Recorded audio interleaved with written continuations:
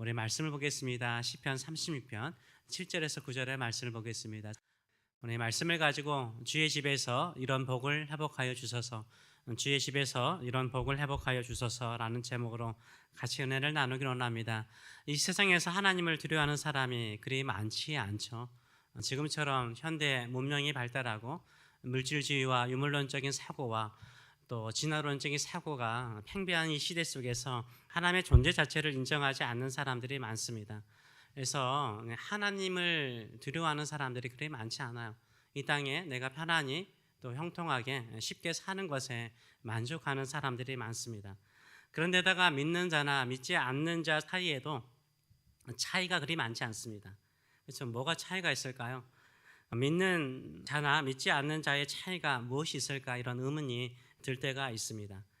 그 차이가 있다면, 교회 다니는 것과 교회 다니지 않는 정도의 차이가 있다면 참 부끄러운 일이죠. 생활이나 인격 면에서 큰 차이가 없다라면, 그렇다면 우리에게 무슨 차이가 있을까요? 그것은 하나님을 의식하며 사는가, 하나님을 의식하지 않으며 사는가의 차이가 있다라고 저는 생각합니다. 하나님을 두려워하며 사는가, 하나님을 두려워하지 않고 사는가에 따라서 다른 차이가 있다라고 생각합니다. 하나님을 믿고 두려워하는 사람은 죄 짓는 것을 두려워하죠. 하나님 앞에 쓸 것을 늘 생각합니다. 죄 짓는 것을 주저하며 갈등하면서 그것을 이기려고 노력하는 것이 믿는 성도의 삶인 줄 믿습니다. 그러나 악인들은 어떻습니까? 악인들은 하나님의 존재를 인정하지 않고 하나님 자체를 두려워하지 않는 사람들입니다. 그들은 하나님에 대한 두려움이 없기 때문에 그들의 생각, 그들이 원하는 것, 그들이 바라는 욕망을 채우기를 원하고 있습니다. 그래서 악을 행해서 이웃을 괴롭히더라도, 악을 통해서 이득을 얻더라도, 악을 통해서 내 욕망을 채우더라도 그리 주저하지 않습니다. 그게 당연히 세상을 살아가면서 행해야 될 일이라고 생각하는 경향들이 많습니다. 이렇게 하나님을 두려워하지 않고 악을 행하고도 잘 되는 사람들이 참 많아요. 오히려 더 잘 되는 경우를 보게 되고, 또 그들은 그들의 형통을 통해서 오만해지고 교만해지는 경우가 많습니다. 우리 믿는 사람들은 또 안 되는 것으로 인해서 좌절하고 무너지는 경우도 많습니다. 그러나 하나님을 두려워하는 사람, 하나님 앞에 서기를 원하는 사람은 항상 의를 추구하는 사람인 줄 믿습니다. 하나님의 선을 추구하는 줄 믿습니다. 하나님의 말씀대로 살아가시는 저와 여러분 되시길 축원합니다. 그러나 세상에서는요, 하나님을 두려워하지 않는 사람은 악을 행하는 것을 두려워하지 않아요. 하나님을 두려워하지 않고 악을 행하는 사람들의 마음에 대해서 시편은 우리가 7절부터 읽었지만 그 앞절을 보게 되면 악인들에 대해서 이렇게 표현하고 있습니다. 이것을 좀 아주 현실적으로 익사이팅하게 표현한 것이 또 공동 번역이더라고요. 보니까는 번역본을 좀 비교해 봤더니 이 공동 번역본 그대로는 아니고 제가 약간 수정을 했습니다. 이렇게 표현하고 있습니다. 악한 자의 귀에는 죄의 속삭임뿐이고, 항상 늘 속삭이는 것은 다 죄를 짓고자 하는 속삭임이래요. 하나님 두려워하는 생각은 염두에도 없도다. 아예 생각도 없다는 거예요. 하나님을 두려워하는 마음이 전혀 없다는 거예요. 세상에 자기밖에는 보이는 것이 없고 오직 자기밖에 없다는 거예요. 자기 잘못을 찾아내어 고칠 생각은 꿈에도 없도다. 고칠 생각 없다는 거예요. 그냥 나만 잘 되면 된다는 거죠. 입만 열면 사기와 속임수 뿐이니 지혜를 좀 깨달아 잘 살기에는 글러버렸네. 재밌죠? 잘 살기에는, 정말 지혜롭게 살기에는, 하나님의 뜻을 따라서 선하게 살기에는 글러버렸다는 거예요. 잠자리에서도 뭐만 생각해요? 악한 짓만 궁리하고 나쁜 길에 버티고 서서 악을 고집한다라고 말하고 있어요. 끝까지 악한 일을 행하려고 하는 모습들을 이야기하고 있고, 그런데 여호와여, 주님의 사랑 하늘에 닿았고 당신의 미쁘신 페이스풀리스를 말합니다. 구름에 닿았습니다. 당신의 의로움은 우람한 산줄기 같고 당신의 공평하심은 깊은 바다라도 같습니다. 사람과 함께 짐승도 구하여 주시는 여호와여, 이렇게 찬양을 하고 있어요. 앞에 보면은 악인들의 행하는 모든 마음과 그들의 생각과 그들의 태도에 대해서 이렇게 이야기를 하면서요, 그 다음에 가는 게 어딥니까? 하나님의 사랑으로 가요. 하나님의 사랑과 하나님의 성실하심으로 찬양을 하고 있어요. 이런 악인들이 세상 속에 있음에도 불구하고요, 여전히 뭐가 있다는 거예요? 하나님의 인자하심이 있는 거예요. 하나님의 사랑이 있는 거예요. 하나님의 성실하심이 있어요.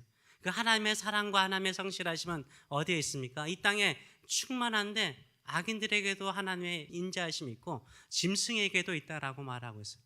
구하여 주신다라는 말 영어로 보게 되면 sustains라는 단어를 쓰고 있잖아요. 유지한다라는 단어를 쓰고 있어요. 하나님께서 그럼에도 불구하고 악인들이 이렇게 있음에도 불구하고 악한 생각을 가지고 있음에도 불구하고 하나님께서 이 세상을 유지시키고 있다라고 말하고 있어요. 그렇다면 악인이 아니라 하나님의 뜻대로 하나님의 말씀대로 살고자 하는 성도에게는, 하나님을 의지하는 성도에게는 하나님께서 어떤 복을 주실까요? 하나님의 집을 사모하고 하나님을 나의 피난처로 삼고 사는 자에게는 하나님께서 어떤 복을 주실까요? 오늘 본문은 5가지로 간단하게 정리하며 나누기로 원합니다. 첫째는 값을 매길 수 없는 하나님의 인자하심을 알게 합니다. 우리가 하나님을 찾고 의지하면 의지할수록요, 마음의 문을 열어서 깨닫게 하십니다. 무엇을 깨닫게 하십니까? 하나님의 사랑이 값을 매길 수 없을 정도로 고귀하고 보배롭다라는 것을 깨닫게 하세요. 7절의 말씀을 보게 되면 이렇게 말하죠. 하나님이여 주의 인자하심이 어찌 그리 보배로우신지요 라고 말하면서, 이 영어로 보게 되면 How precious is your unfailing love라고 말하고 있어요. 하나님의 실패하지 않는, 실수가 없는 그 사랑은 값을 매길 수 없다라고 찬양하고 있어요. 우리가 하나님을 찾고 구하는 성도의 마음속에 생기는 것은 뭡니까? 내가 받은 사랑이 값을 매길 수 없을 정도로 보배로운 사랑인 줄 믿습니다. 이 사랑을 아시는 저와 여러분 되시길 축원합니다. 우리가 왜 이렇게 나와서 예배합니까? 우리가 하나님께로부터 받은 사랑이요, 값을 매길 수 없을 정도로 크신 사랑을 받았기 때문인 거예요. 측량할 수 없는 사랑을 받았기 때문인 거예요. 우리 주 예수 그리스도께서 이 땅에 오셔서 우리의 죄를 위해서 십자가에 죽으셨어요. 그 사랑은요, 우리가 찬양으로서 표현할 수 없고 우리의 인생을 다 드려도 갚을 수 없는 크신 사랑인 줄 믿습니다. 이 사랑을 찬송하시는 저와 여러분 되시길 축원합니다. 이런 사람은 누가 합니까? 사람들이 주의 날개 그늘 아래 피어나이다 라고 말하고 있어요. 주님의 날개 그늘에서 나의 레퓨지, 피난처로 삼는 자에게 이런 하나님의 사랑이 값을 매길 수 없는 크신 사랑이라는 것을 깨닫게 되는 줄 믿습니다. 힘들고 어려울수록 더 주의 전을 사모하시는 저와 여러분 되시길 축원합니다. 주의 날개 그늘 아래, 이것은 일종의 새로 표현한 거지만 인격적인 하나님의 가슴이죠. 품으로 들어오는 거죠. 우리가 예배하는 것은 하나님의 품으로 들어가는 것인 줄 믿습니다.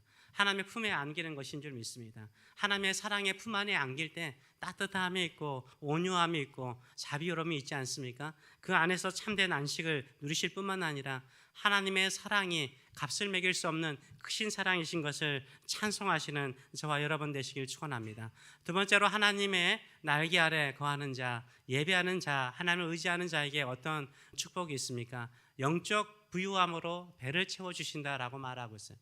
영적 부유함으로 배를 채워주신다라고 말하고 있어요. 그들이 주의 집에 있는 살찐 것으로 풍족할 것이라 라고 말하고 있어요. 주의 집은 성전을 말하죠. 성소를 말하는 것입니다. 주의 집에 있는 살찐 것이 무엇이겠습니까? 주의 집은 주님께서 임재하신 곳이잖아요. 주님께서 주의 백성들을 만나는 곳이 성소요, 성전이지 않습니까?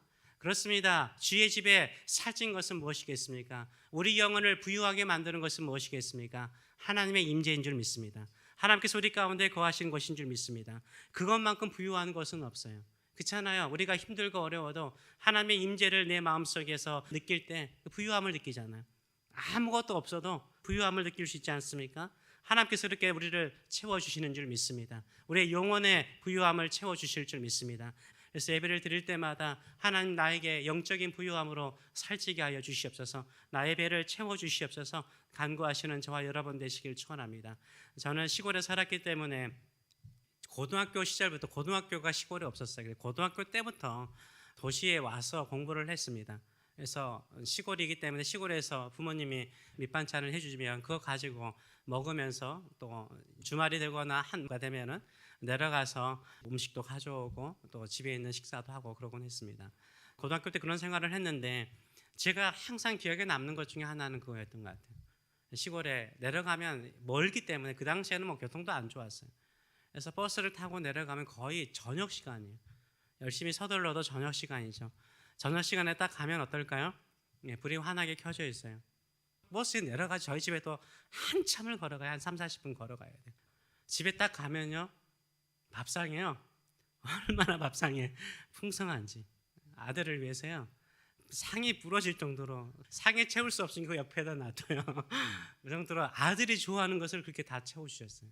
맛있는 음식을 다 준비하시고 그 다음에 과일도요 이것저것 다 준비해 놓으셨어요. 아들 온다고 그렇게 정성껏 준비하신 부모님의 사랑을 제가 지금도 기억합니다. 아마 여러분도 그러셨을 것 같아요. 고향에 내려가거나 부모님 집에 가면 풍성하게 내 아들이 내 자녀가 좋아하는 것을 풍성하게 준비하는 것이 부모의 마음 아니에요? 하나님도 그렇습니다. 하나님을 의지하고 찾아오는 사람, 하나님을 붙잡고 하나님의 집을 사모하여 나오는 자에게 하나님께서 영적인 부유함으로 채워주실 줄 믿습니다. 하나님께서 그런 은혜를 베풀어 주실 줄 믿습니다. 그런 믿음을 가지고 예배하시는 저와 여러분 되시길 축원합니다. 세 번째로는 주의 기쁨의 강물을 마시게 한다라고 말하고 있어요. 우리의 배만 하나님께서 영적으로 부유하게 만들어주는 것뿐만 아니라 우리의 목까지요 강물처럼 기쁨의 강물로 우리의 목을 해갈시켜 주신다라고 말하고 있어요. 그 다음 구절을 보게 되면 주께서 주의 복락의 강물을 마시게 하시리이다. 복락의 강물로 채우신다라고 말하고 있어요. 영어로 보게 되면은 Your river of delight라고 말하죠. 기쁨이죠, 기쁨. 즐거움, 기쁨, 희락. 이것으로 이 강물처럼 우리에게 채워주신다라고 말하고 있어요.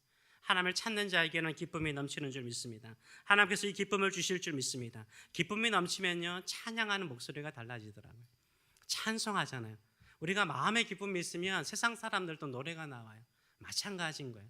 우리가 하나님께서 나에게 베푸신 사랑이 값을 매길 수 없는 사랑이고 내 마음속에 하나님께서 함께 계시고 임재를 느끼면 성령의 역사와 성령의 충만함을 느끼면 입속에서 뭐가 나와요? 찬송이 나오는 줄 믿습니다. 우리 교회 안에 이런 예배가 회복되는 놀라운 역사가 일어날 수 있도록 하나님 예배를 드릴 때마다 기쁨의 강물이 흘러넘치는 우리 교회가 되게 하여 주시옵소서. 기도하시는 저와 여러분 되시길 축원합니다. 네 번째로는 뭡니까? 주의 생명의 힘을 얻는다라고 말하고 있어요. 라이프. 구절의 말씀을 보게 되면 이렇게 말하죠. 진실로 생명의 원천이 주께 있다라고 말하고 있어요. Foundation of life. 우리의 생명의 기초, 원천, 시작은 누구십니까? 하나님인 줄 믿습니다. 그런데 사람들이 두려워하는 것은 뭡니까? 질병을 갖거나 아픔을 갖거나 어려움을 갖게 되면 죽을 것처럼 두려워요. 죽음에 대한 두려움이요 우리를 힘들게 할 때가 참 많습니다. 우리에게 생명을 주신 분은 우리 하나님이신 줄 믿습니다.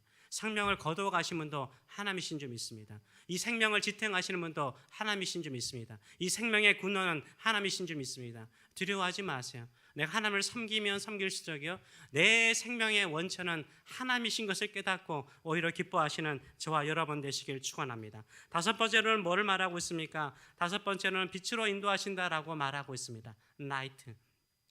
주의 빛 안에서 우리가 빛을 보리이다라고 말하고 있어요. 주님은 빛이잖아요. 하나님은 빛이시잖아요. 우리는 어두운 생각과 어두운 삶의 모습 속에 있더라도 빛이 임하면 생명의 빛이 임하면 거기에 길이 나는 줄 믿습니다. 우리가 일상의 삶 속에 살면서 어둠 속에서 헤매기도 하고 알지 못하여서 헤매기도 하고 깨닫지 못하여서 헤맬 수도 있습니다. 주의 전을 사모하여 주를 의지하는 자에게 빛 대신 우리 주님께서 임하여 주실 줄 믿습니다. 안내하여 주실 줄 믿습니다. 우리 집에 차가 2대가 있습니다. 한 대는 좋은 차입니다. 신형차요. 2년밖에 되지 않았습니다. 한 대는 14년이 되었습니다. 오래된 차입니다. 편의시설 정도 차이가 있지 큰 차이를 제가 못 느끼는데요. 그런데 밤에 운전할 때 분명하게 차이가 있더라고요.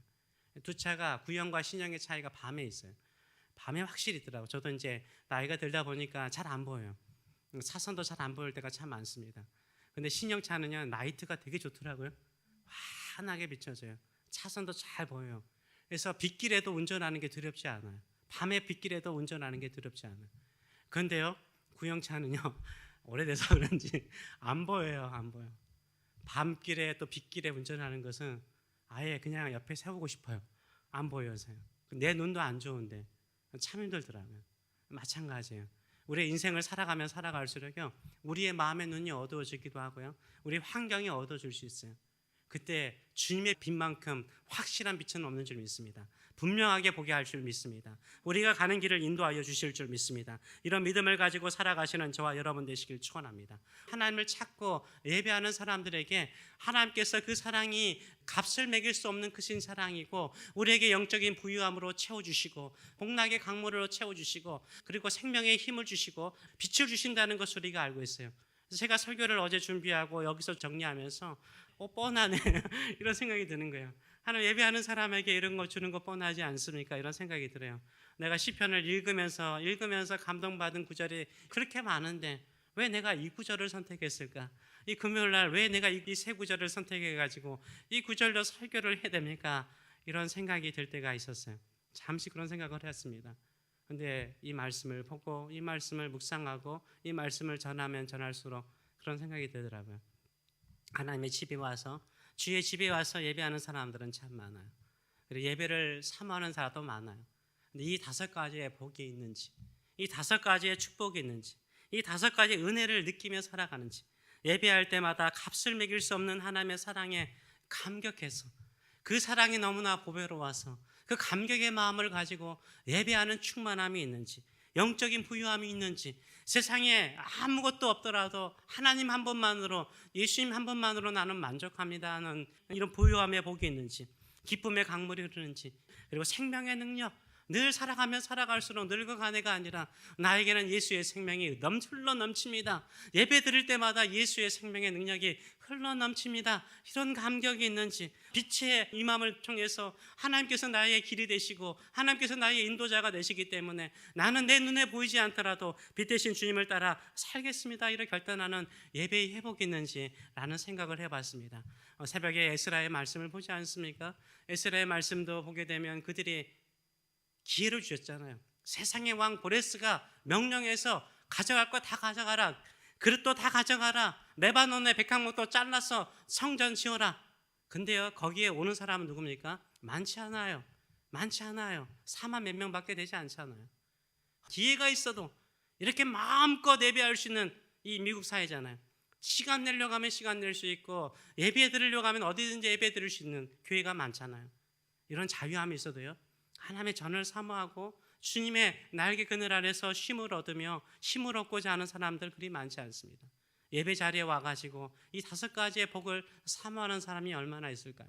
우리가 이 5가지의 축복이 예배하는 자에게 임할 수 있도록 기도하시는 저와 여러분 되시길 축원합니다. 우리 교회의 예배 가운데 이런 5가지의 축복이 딜라이트, 라이프, 나이트의 은혜가 있도록 기도하시는 저와 여러분 되시길 축원합니다. 기도하겠습니다. 살아계신 하나님 아버지, 은혜를 감사드립니다. 오늘도 찬양하면서 우리 마음속에 기쁨이 있습니다.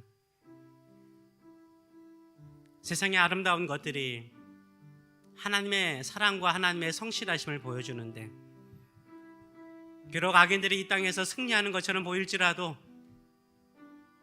그들에게 하나님의 인자하심이 있고 하나님의 자비하심이 있는데, 하나님의 집에 와서 하나님을 나의 피난처로 삼는 주의 백성에게 하나님의 사랑은 어찌 그리 보배롭고, 그 기쁨은, 복락은 강물처럼 흐르고 빛은 찬란하여 우리의 마음에 희망을 주고 소망을 주나이다. 이 하나님을 예배하는 성도의 삶 속에 이런 기쁨이 넘치게 하여 주시고 빛이 임하게 하여 주시고 하나님 아버지 생명의 능력이 넘치는 저희들의 예배가 될 수 있도록 축복하여 주시고 역사하여 주시옵소서. 감사드리며 예수님의 이름으로 기도합나이다. 아멘. 이 시대가 참된 예배자를 찾고 있습니다. 주의 전에 아름다움을 보기를 원하는 자들, 주님의 집에 있는 그 아름다운 그 임재를, 그 부유함을 사모하는 자들을 주께서 찾고 있습니다. 그들에게 하나님께서 오늘 본문을 통해서 5가지를 주신다라고 말씀하고 있어요. 값을 매길 수 없는 하나님의 사랑에 대한 감격을 누리게 하여 주실 줄 믿습니다. 그 사랑이 얼마나 큰지 감격하며 예배하는 예배자들이 될 수 있도록 하나님 우리 가운데 임재하여 주시옵소서. 영적인 배부름을 주시옵소서. 육체의 배부름이 아니라 우리의 영혼을 살찌게 하는 그 부유함을 우리에게 허락하여 주시옵소서. 기쁨의 강물이 흘러넘치게 하여 주시옵소서. 우리의 중심에서 기쁨의 강물이 흘러넘쳐서 찬송하며 경배하는 우리 예배자가 되게 하여 주시옵소서. 생명의 능력이 흘러넘치게 하여 주시옵소서. 생명의 원천 되신 우리 주님께서 우리 가운데 임재하여 주셔서 우리가 하나님 아버지 생명이 넘치고 힘차게 살아가는 인생들 되게 하여 주시옵소서. 빛으로 인도하여 주시옵소서. 예배하는 자에게 5가지의 은혜가 임하여서 하나님 아버지 하나님의 임재를 경험하는 우리 예배자들 될 수 있도록 역사하여 주시옵소서. 우리 같이 한번 기도하도록 하겠습니다.